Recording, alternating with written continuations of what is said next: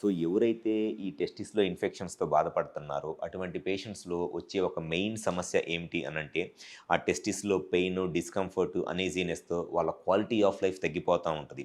And సెకండొచ్చేసి ఈ టెస్టిస్‌లో infections వల్ల స్లోగా ఈ టెస్టిస్ ఇన్ఫెక్షన్ వల్ల టెస్టిస్‌లో ఉన్న స్పెర్మ్ కౌంట్ తగ్గిపోయిద్ది.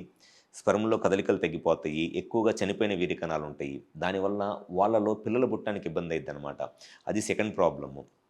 అండ్ ఇంకొంతమందిలో ఈ టెస్టిస్ ఇన్ఫెక్షను కొన్నిసార్లు యూరినరీ ఇన్ఫెక్షన్స్ లాగానో లేదా ప్రోస్టేట్ ఇన్ఫెక్షన్స్ లాగానో వెళ్ళి దానివల్ల ఈ ప్రోస్టేట్‌లోను యూరినరీ ఇన్ఫెక్షన్స్ కూడా వస్తాయి.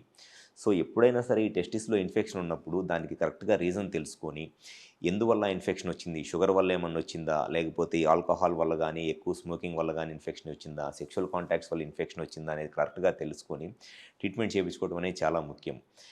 ఈ ఉన్న ట్రీట్మెంట్ ఆప్షన్స్‌లో బెస్ట్ ట్రీట్మెంట్ ఆప్షన్ ఏమిటి అనంటే యాంటీబయోటిక్స్, పెయిన్ కిల్లర్స్ యూజ్ చేయటం. కొంత లాంగ్ టర్మ్‌గా యాంటీబయోటిక్స్, పెయిన్ కిల్లర్స్ యూజ్ చేయటం. ఈ long term antibiotics, pain killers use చేయటం వల్ల చాలా మందిలో ఇన్ఫెక్షన్స్ తగ్గుతాయి.